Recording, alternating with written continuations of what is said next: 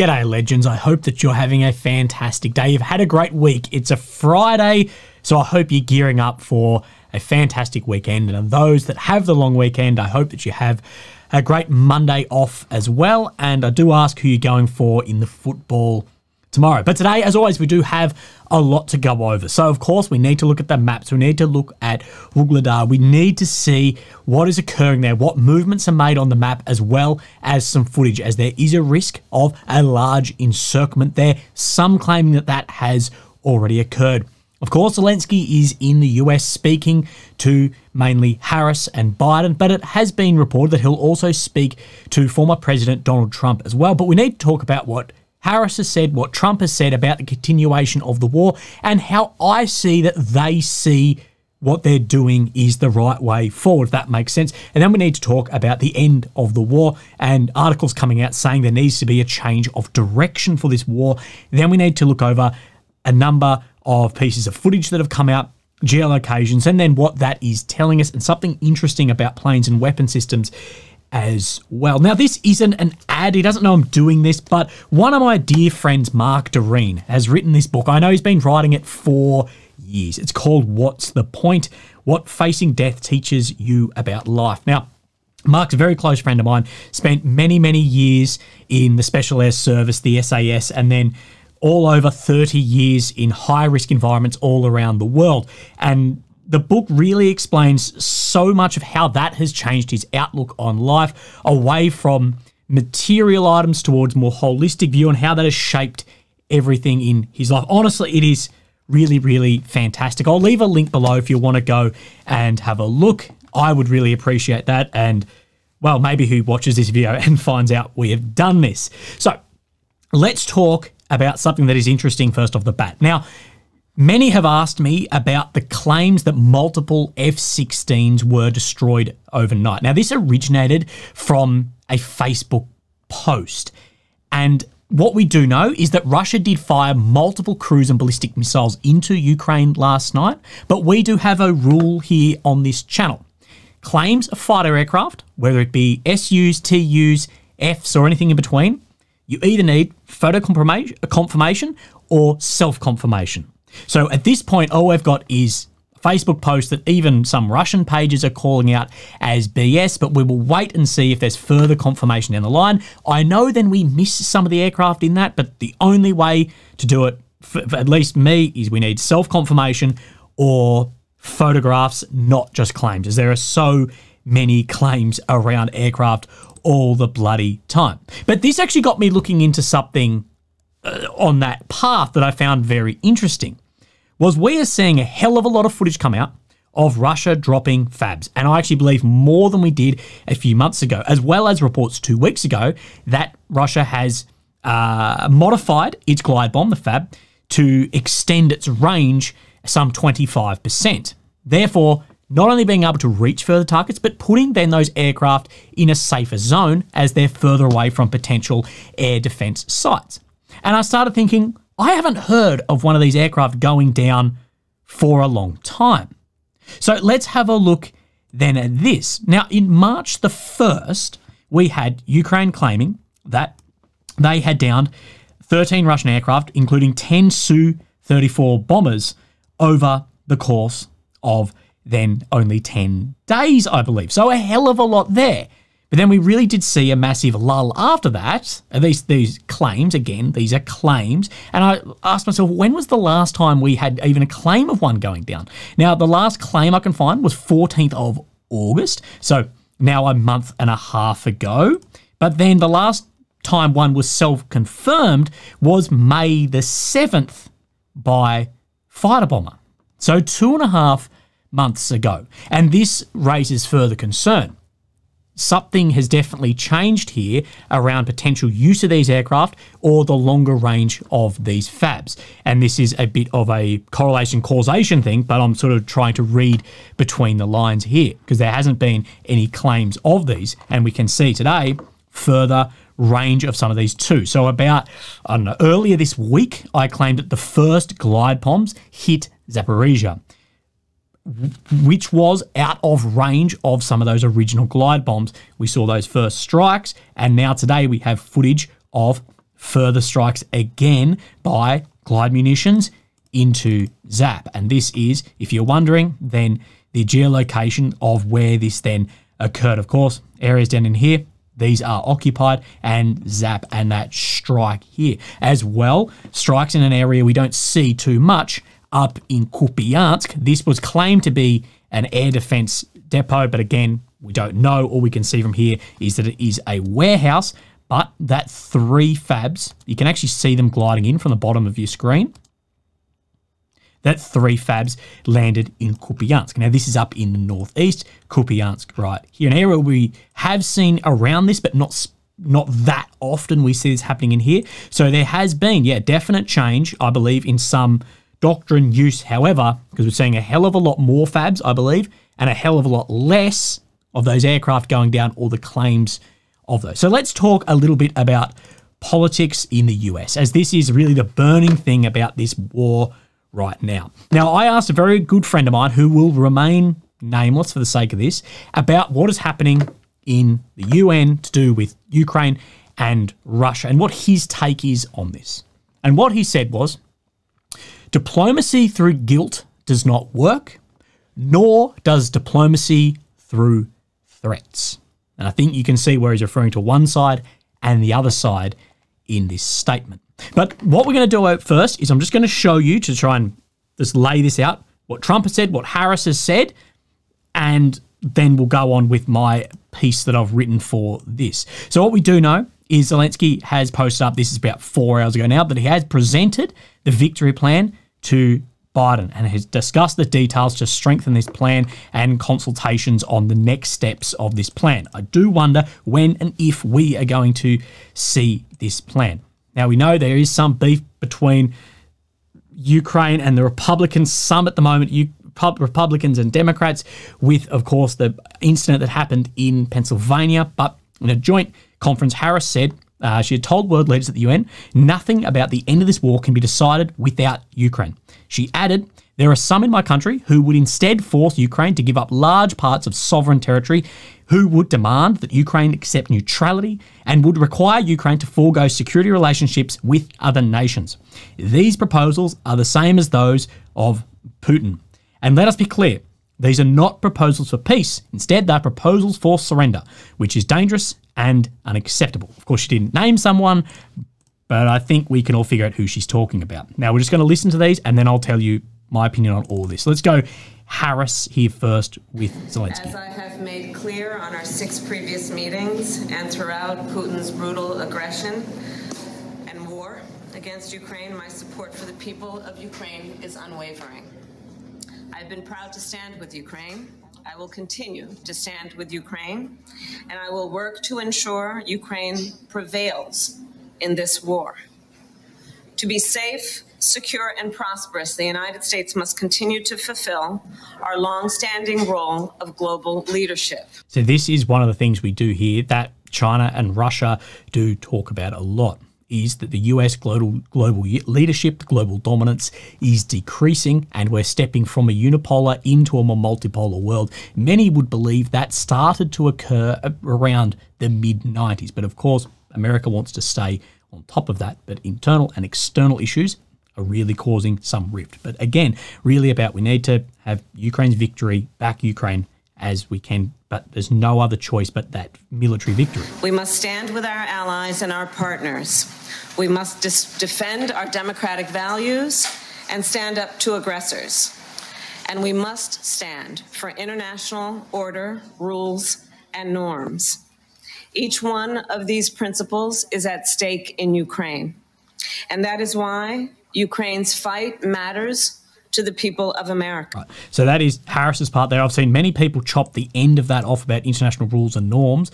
I've seen many people chop that off and then put that across to what is happening in Lebanon at the moment. But it's not about this. Well, I should say, it's not that it's specifically about this today, but you got to remember there's billions of people around the world who are looking at this, looking at hypocrisy and going, where are we meant to sit on this? And this is why there's this anti-West narrative that is not only developing, but has developed in many corners of the earth. Now, let's have a look at what Trump has said. I watched this poor guy yesterday at the United Nations. He didn't know what he was saying. referring to Zelensky. They just don't know what to do. They're locked into a situation. It's sad. They just don't know what to do because Ukraine is gone. It's not Ukraine anymore. You can never replace those cities and towns, and you can never replace the dead people, so many dead people. Any deal, even the worst deal, would have been better than what we have right now. If they made a bad deal, it would have been much better. They would have given up a little bit, and everybody would be living, and every building would be built, and every tower would be aging for another 2,000 years. So again, that gives us a good idea of where Harris is, where Trump is. And what Trump has really said is that we could have saved the amount of damage to the society through deaths, infrastructure, all this, even if you had a poor deal at the time, which may be better than something coming in the future. So I'm going to, what I think of these. So I believe that Trump's position is that this war has crossed an event horizon. And the singularity is the total destruction of Ukraine, regardless of the military aid donations. Furthermore, I believe that Trump's position is that if the Democratic Party is to come into power, then we are crossing the event horizon of a larger war, and that will become inevitable. That is what I believe how Trump is viewing this, at least what he's saying publicly. Now, the Democrats, on the other hand, Harris, I believe that what they are saying is if Ukraine is not victorious, then another event horizon will be crossed, allowing the rise of imperialism around the world and further aggression. Now, as an avid reporter and analyst of this war, I could actually make very solid arguments for both. The issue I see here is no one has actually presented any realistic case for how to get out of this situation. Whether on the Republicans through diplomatic negotiations, they haven't given a case for how do we get out of this, or on the Democrats, Harris, Biden, around the military support and how realistically can that victory happen through military support. Trump's plan hinges on Putin and Ukraine agreeing to a settlement. Now, with the current Russian initiative on the front line, I struggle to believe Putin wouldn't have incredibly high requests stepping into that negotiation with absolutely the most amount of cards on the table. Further in this is what happens if Putin just says no? What happens if he goes, no, then if we're not happy with what you're not going to accept, we'll just step away and continue fighting. What happens then? Is there going to be intervention? How much aid can then Trump give to Ukraine? We don't know. Now, Kamala's plan, the Democrats' plan here, relies on Ukraine without NATO intervention being able to have military battlefield success leading to victory. And this isn't just success in limited campaigns or tactical wins, battlefield victory back to those borders. And when we look at Ukraine's frontline successes, one thing we need to sort of disregard in this is Kharkiv and Kherson back in late 2022. This was before the full implementation of those massive defensive lines, and Russia's forces were really on the ropes. And we will not see a situation like this again, at least for some time. Those fortifications are always going to be sitting there. It's going to have to be fighting through. One of the concerns, on a side note on this, is November 22, so just after these larger successes that we have seen through the war for the Ukrainian side, that is when the 10-point peace plan was written and presented. That was in a very different part of the war. Everything was different then than to it is now. But let's talk about these battlefield successes. So whether we talk Kursk, Robotny, Starmorsky for these 2023 counteroffensives, there still has been, to me, no clear signs that a battlefield victory back through those lines is clear and or possible. I just haven't seen that presented. Unless, of course, there is some internal collapse within Russia, which I believe many people are leaning on. That is the way to victory, not tactical successes simultaneously on the battlefield. And personally, that seems further away than it did over 2 years ago now. And I think a lot of indicators and people would agree with that assessment as well.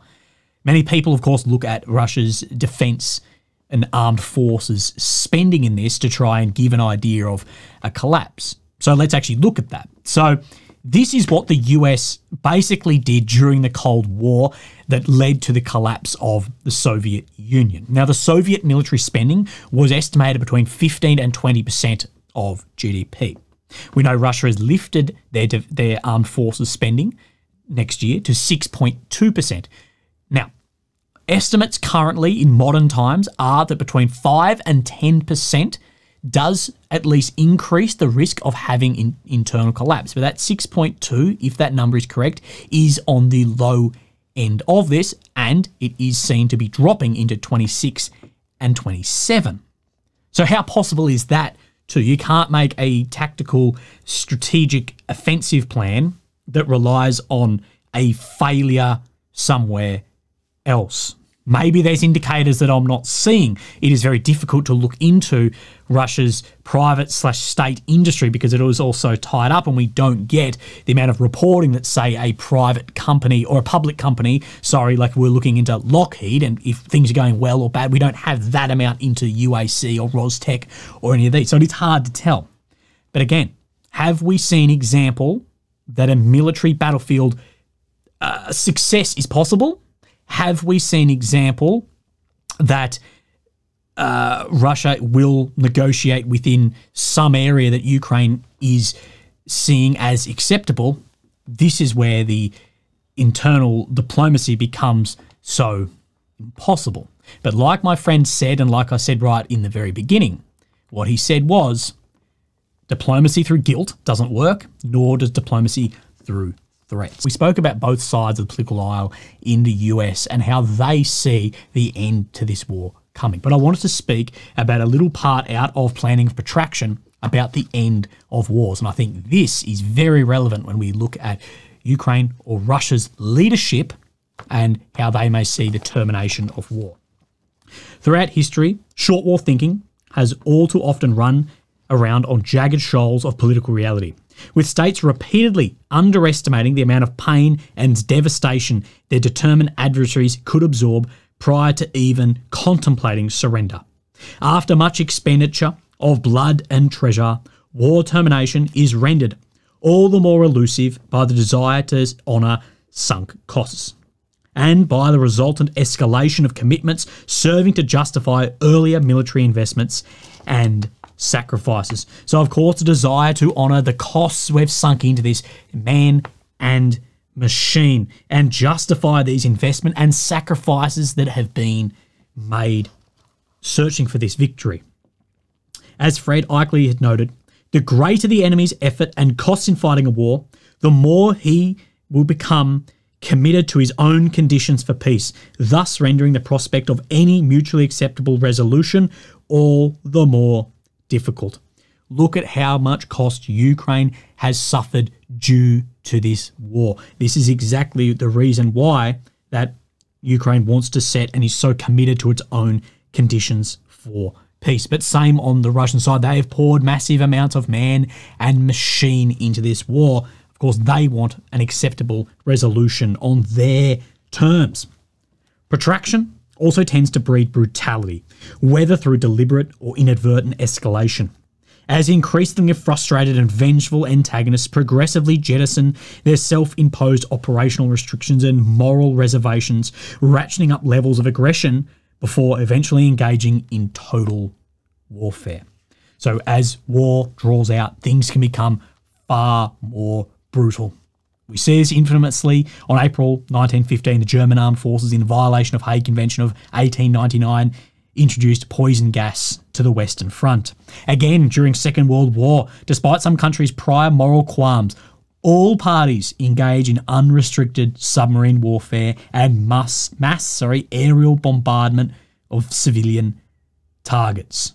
Even if some leaders before this said that it had no tactical or strategic advantage in doing this, that of course occurred. And I've spoken about the increased brutality that this war may see as it continues to protract further. In short, the longer a conflict lasts, the harder it is to bring it to a mutually satisfactory and decisive close. This is why it is almost impossible currently to seek some end of this war. There's sacrifices, the commitments that both Russia and Ukraine have made to their own military, their own society. How do you bring up a close to this where both sides can walk away? Both sides want to come to the table on their terms and finish where they see a victory. Therefore, there may be no end of the war anywhere close to in sight. But coming out of the US today, there is some good news for Ukraine. As we do know, there's been a lot of bad news on that UN visit with Pennsylvania and what Trump is saying and all of this. That the US has announced a historic security assistance package for Ukraine, which totals up to $7.9 billion.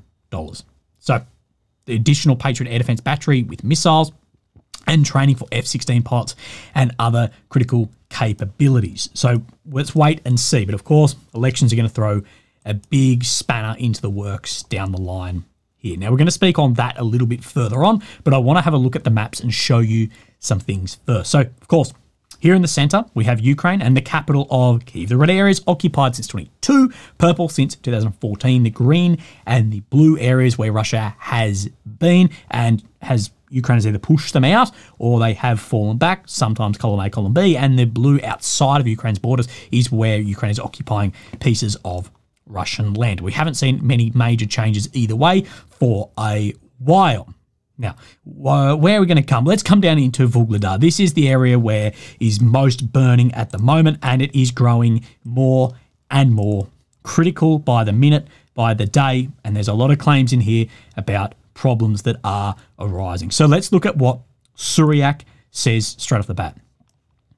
Ukrainian forces have done in Vuhledar due to the difficult situation to leave the settlement to the north. In the meantime, the Russian aviation violently strikes the buildings of the locality. Vuhledar is likely to be heavily destroyed after the Russian capture.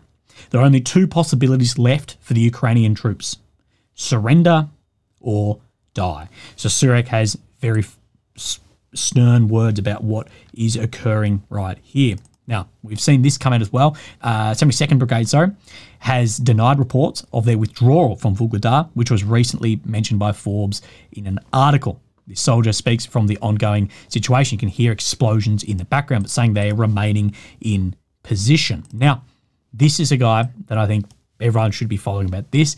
Tatargami, Ukraine. Heavy combat for Vuhledar continues. I don't understand the rationale for holding on to ruins until the last when resupply and evacuation routes are getting under enemy fire control. Since the Commander-in-Chief recently replaced the brigade commander, this isn't a local decision. And this is something we've seen time and time again, and people should be questioning this. Whether it is Bakhmut, Avdiivka, or Sharatne, Vuhledar, any of these fronts, recently we've seen this envelopment occurring, the flanks moving around, and then leaving to the last possible minute where resupply or evacuation may not become even possible, and guys getting caught up in that. And we are seeing this again and again, leading to many asking, what is the rationale here? Now, this could be old footage, although a lot of pages are sharing it today, said to be Vuhledar, and of course white phos being dropped over the city as well. Now, incendiary munitions like this are able to be used outside of residential civilian presence in areas. The law around whether it be thermite or white phos or any of these incendiary munitions is very difficult to actually read into because it's so situational, same as the rounds being used and have been used in, say, Syria or Iraq, as well as even the drones with the thermite on them as well. So let's have a look, I guess, at the map, and then I want to talk about a little bit in supply in here too. So we'll zoom in one click and we'll look at Suryak. Situation southwest of Donetsk. The semi-encirclement of Vuhledar continues to intensify. Russian army took new positions to the east of the locality and advanced from the northeast, taking this Terrakon here and this mine. Meanwhile, inside Vuhledar, Russian forces seized new buildings of the southern part, reaching school number 2. So the main difference in these maps, well, this is showing on the western side, of course, here, both maps showing a lot of ground then that has been made. But the main difference here is it's not showing on deep state that Russia itself is inside of Vuhledar. One thing, definitely all of this is contested grey zone at the moment in here, and we will see what occurs in here. There are reports right now that there is an amount that has been cut off and surrounded in here. We need to look at those supply lines too. This is very interesting from AMK mapping too. Another update, I may change the gravity of the situation for Ukraine and Vuhledar. The green represents the last two dirt roads leading out of the town, and as you can see, they both go through the grey zone area between red and blue lines at some point. Ukrainian forces have been effectively encircled there. So what we're doing is we're looking northwards here in this footage. You can see where the Russian and Ukrainian lines are, but you can also see the ways out of here and the amount of grey area to actually be able to withdraw across very open flat terrain. And what we can see by this piece of footage today, which this is Vuhledar, but just up to the north here, is that a lot of vehicles coming in, like this Ukrainian T-64 here, getting struck by loitering munitions, and this then T-64 is then destroyed. So all around in here, that flat open terrain to come in, get out, at this point, get out, is incredibly difficult. And this is an area which we will update you in the next couple of days, but I do believe we will see that area fall probably fairly quickly if it is cut off, and we will wait and see. Now let's move up Pokrovsk front and have a look at what is occurring up in here. Now, the first one is we do have a geolocation to show you. So we have this flag being raised here by the Russian forces, of course, the Russian national flag. Then we look at where the geolocation actually then is. We can see her nick just on the corner, and I've actually drawn a circle on here so it's a little bit easier. Just on the corner, right down in where my cursor is right here, seen by this one. So outside of even the grey zone of this, where Russia has raised that flag, of course, indicating the break into her nick in the south of the whole Pokrovsk front, although this is becoming the Kursk front. I'm just referring to this sort of bubble here as Pokrovsk. So more movement occurring down in here. Now, while we speak of her nick, this is getting under massive fire by the Russian forces as well. Of course, what we see the Russians do, no different to Vuhledar, no different to Avdiivka, no different to many areas, is this massive softening up by artillery mainly, and I include FABs in this as well, before forces move in. And this is what we see. The Russians are burning and smashing houses in her nick. In this way, the enemy is preparing to storm the city, bypassing it from the north in parallel. So moving as well in multiple different directions around her nick to try and get this area in and around Pokrovsk and down to the south into Kursk as well. So let's have a further look at the map here. And what we can see, we saw this geolocation yesterday up around here, but we did say this would indicate that Mykolaiivka has likely come under control. And this is what we're seeing by the deep state map today. Also seeing this by the Suryak map, but he's showing a little bit of a further northwards push out to the grey zone here, claiming that it is now 2 kilometers away from Minograd as well. Now, we did have footage that indicates that those updates very likely occurred. We will have more movement around here and confirmations, I believe, very soon on this map. But I have some more footage to show you as well. And I want to come up into Volchansk. Now, about 3 to 4 days ago, we did see there was that GUR operation to go in and take back these grounds in Volchansk. I did say that in the days prior to that, we did see Fab 3000s hitting this area, what did mean that dislocated Russian force, we believed, had then withdrawn, and we had reports of that too. Now, Russia are dropping a hell of a lot of munitions, specifically on this area right here. So let's have a look at this. So this is the geolocation right here for a TOS-1 Alpha, which at least in my memory, I can't remember being used in Volchansk. So, of course, a thermobaric multiple launch rocket. So you can see right in here. Now, let's have a watch of this. TOS-1 Alpha is a savage, effective weapon. One thing which I've written in my note here to talk about with TOS landing, see these landing in here. Again, all this is on the Telegram if you'd like to watch it.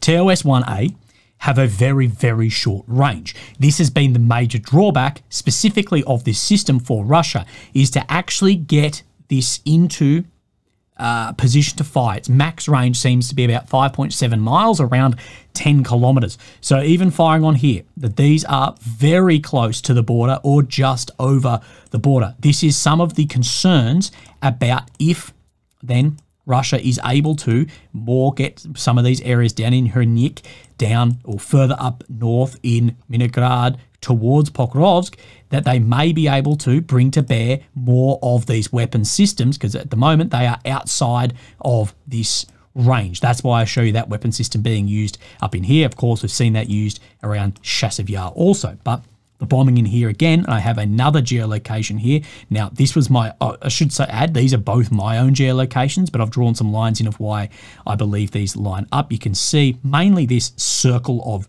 trees in here that you can clearly see and where that these are landing off the footage, but Russia has been dropping both Fab 3000s and Fab 1500s again over the past 24 hours, specifically on this area, leading into what I began talking of in this, to do with the increase in Fabs, in the seeming decrease in Su-34 aircraft being taken down also. So let's have a look here, and I believe these are the Fab 1500s, at least 3 of them landing on that specific area. And you can see, I just want you to confirm my geolocation.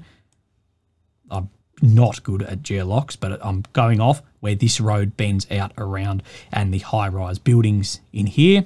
So again, further munitions dropping specifically on that area and then flattening or burning it out with the TOS-1. Now, we have one last Syriac update, and of course this is Bakhmut in here. We have Chasiv Yar and Russia trying to secure, we believe, the flanks before a further move into Chasiv Yar.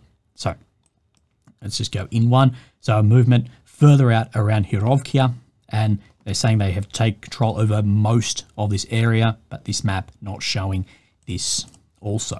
So yeah, let's wait and see where things update. I'm seeing more and more people, both on the pro-Russian, pro-Ukrainian, and this is it's a massive amount of spectrum between this. Everyone puts one column or the other. There's people all along this spectrum. There's people that change within the spectrum when it comes to viewing of politics or viewing of military action or viewing of tactical or strategic actions as well.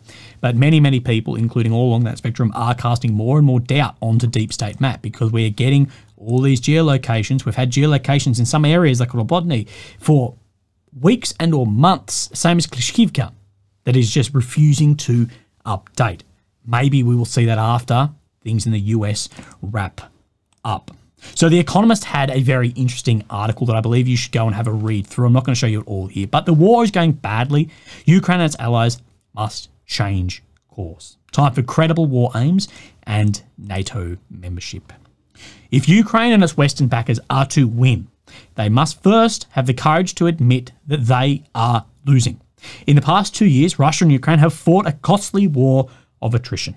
This is unsustainable. When Volodymyr Zelensky travelled to America to see President Joe Biden this week, he brought a plan for victory, expected to contain fresh calls for arms and money. In fact, Ukraine needs something far more ambitious, an urgent change of course. So what it's saying is, regardless, it needs to accept that this war is being lost currently. Where else can we go? Because the aims at the moment of clearing all this territory, is that realistic anymore? And if we keep on that path, where does that then lead us? People are tired of war. The army is struggling to mobilise and train enough troops to hold the line, let alone retake territory. There is a growing gap between the total victory many Ukrainians say they want and their willingness or ability to fight for it. Of course, we've seen a huge dip in people volunteering to fight and a huge struggle to mobilise people to go and fight as well. You can flag wave as much as you want. You can post on Twitter as much as you want. That is not going to win wars. What wins wars is men armed and trained on the front lines. If Mr. Zelensky continues to defy reality by insisting that Ukraine's army can take back all land Russia has stolen since 2014, he will drive away Ukraine's backers and further divide Ukrainian society. Again, this could take years, if even possible. And yes, the leaders in power at the moment in the West are saying, "Yeah, we're backing this." It could push those. It could strain those relationships further. But democratic societies People could just vote in a leader who's not in agreement with this. It's very hard in the 4-year cycles to have a leader who can sustain a war for the next X amount of years. Whether or not Mr. Trump wins in November, the only hope of keeping American and European support for uniting Ukrainians is for a new approach that starts with leaders stating honestly what victory means. I've said before, I think Ukraine not being overtaken completely in the first weeks of the war is a huge victory in itself when we look at our own assessment of Russia's power versus what we saw unfold in Ukraine. As The Economist has long argued, Mr. Putin attacked Ukraine not for its territory, but to stop it becoming a prosperous, Western-leaning democracy. The main reason here is Putin didn't want NATO right smack bang on its border and wanted to take back some of those areas through the Black Sea and secure those as well. Ukraine's partners need to get Mr. Zelensky to persuade his people that this remains the most important prize in this war. So the most important prize should be that we continue or become a prosperous country and a West-leaning democracy, not exactly the territory. We need to maintain the people and the system in place, or the systems we want to put in place, not exactly just the territory. Territory can't just be the be-all and end-all if everything else falls apart. Whether much Mr. Zelensky wants to drive Russia from all of Ukraine, including Crimea, he does not have the men or arms to do it. And I personally believe that launching an attack to try the amount of forces you'd need, the amount of losses you'd need to absorb to realistically take back all this land and Crimea could jeopardize absolutely everything else. Even if you won, it could be Pyrrhic, that the cost is not worth the victory in the end. Just militarily looking at that as holy shit. In return, Mr. Zelensky embracing this grim truth, Western leaders need to make his overriding war aim credible by ensuring that Ukraine has the military capacity and security guarantees it needs. If Ukraine can convincingly deny Russia any prospect of advancing further on the battlefield, it will be able to demonstrate the futility of further big offensives. They need to stop it, make it. It's going to be so costly for Russia to move anywhere. Again, for Russia, that everything's going to be Pyrrhic from here on out. Maybe then you'll see some peace, but the security guarantees to back that also. But what can these security guarantees be? Well, people point at NATO, but is NATO actually going to step in if Russia break that guarantee? NATO membership entails risk. If Russia struck Ukraine again, America could face a terrible dilemma: to back Ukraine and risk war with a nuclear foe, or refuse and weaken its alliances around the world. So they either have to respond, next thing you're in a war with a nuclear power, or you don't respond and other countries around the world, one, will question their own security, going, well, you didn't defend them. What happens in Latvia if they get attacked? Will you defend now? But also the enemies will go, right, we could attack this, and maybe you'll then do nothing.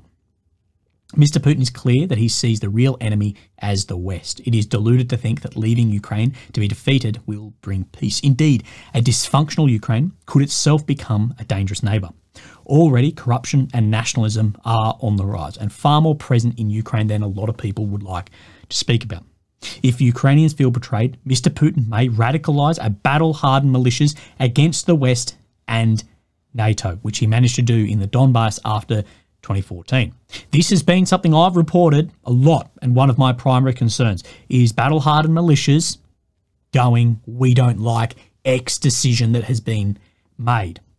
Now, there's also a problem in this, is if there is some peace negotiation come through and yep, the war is stopping here, these militias may not stop fighting. They have made incredible sacrifice on the promise of this land being back. What happens if these groups that are present already refuse to stop fighting? What happens then? Does Ukraine have to somehow try and keep a lid on that? Will there have to be NATO intervention there too? What happens if that then occurs? Through reading of insurgency, counterinsurgency, this is a real threat that could occur too, especially if ending on uncertain terms or not terms in favour of Ukraine, somewhat like this is saying, particularly because that territory has been on such a pedestal above almost everything else. The West has hidden behind a pretense that if Ukraine set the goals, it would decide what arms to supply. Yet, Mr. Zelensky cannot define victory without knowing the level of Western support. So how can these offensives be launched if they don't even know what the hell they're getting? By contrast, the plan outlined above is self-reinforcing. A firmer promise of NATO membership would help Mr. Zelensky redefine a victory. A credible war aim would deter Russia. NATO would benefit from Ukraine's revamped arms industry. Forging a new victory plan asks a lot of Zelensky and Western leaders. But if they demur, they will usher in Ukraine's defeat.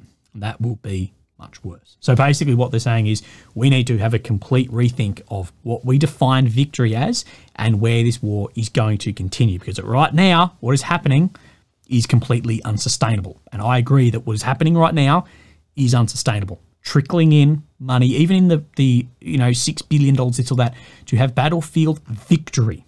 Look at the amount of money spent currently in this war, to the tune of, say, $200 billion, and look at what has changed on the front line. It's going to take hundreds of billions of dollars more, years more, for something still uncertain.